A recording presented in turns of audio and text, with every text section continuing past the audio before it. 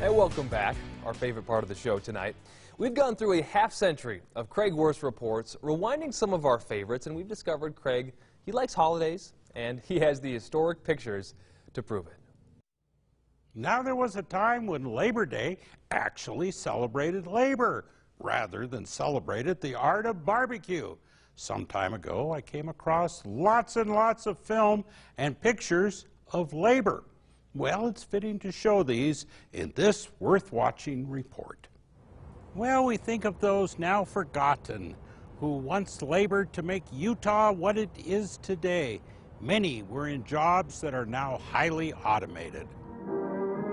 Such as those who toiled at the Great Salt Lake, harvesting salt in this almost 100-year-old film.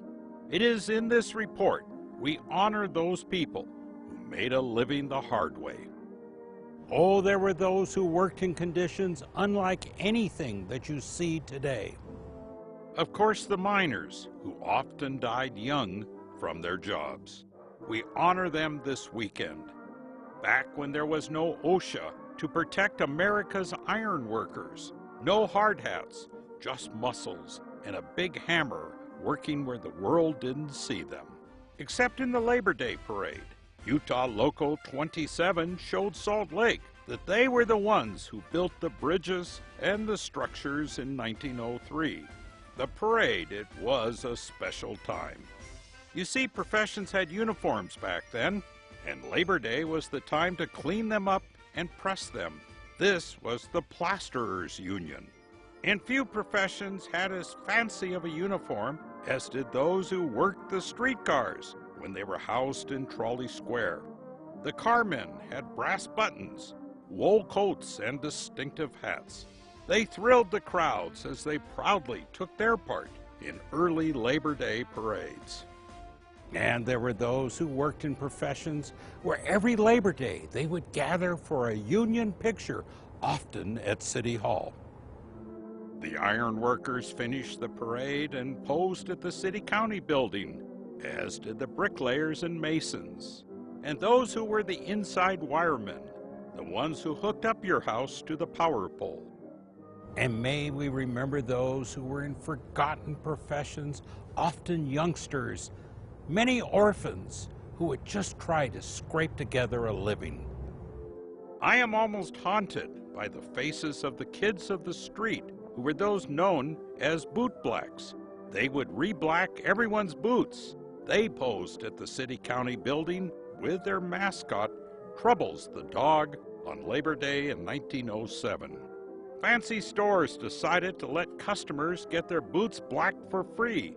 It was the new modern customer service. Those who had grown up making their living the hard way tried to intervene on behalf of the kids. Well, they would eventually lose. Latest football scores, morning paper. Oh, and remember the cry of the newspaper boy, shouting out each headline. Apparently, they shouted out more than the news. A Salt Lake man said he would give $25 to one that could go a year without swearing. Yes, professions and professionals of the past. Linotype operators making lead sheets to print paper at the long-gone Helper Utah Journal. Or those gas attendants who rushed to your car and filled it up with 18-cent high-test gas. And on Labor Day, let's think about one of the nation's largest and most famous unions, the garment workers, and the Utah Local. They were going strong in 1941. Oh, I suppose like many unions, it's lost a bit of its clout today. And they lost their old streetcars of the past, and they have lost their brass bands. But let's recognize them for how they worked long hours in tough conditions, and faced their labor each day with pride. Well, we've forgotten their faces, but this Labor Day, let's remember them by looking at the state that they built. And on a Labor Day weekend, let's also remember those who fought for just labor laws. And it seems amazing. In 1907, Salt Lake streetcar workers went on strike.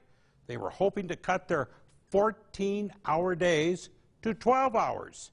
Wow, So we do salute the workers of the past.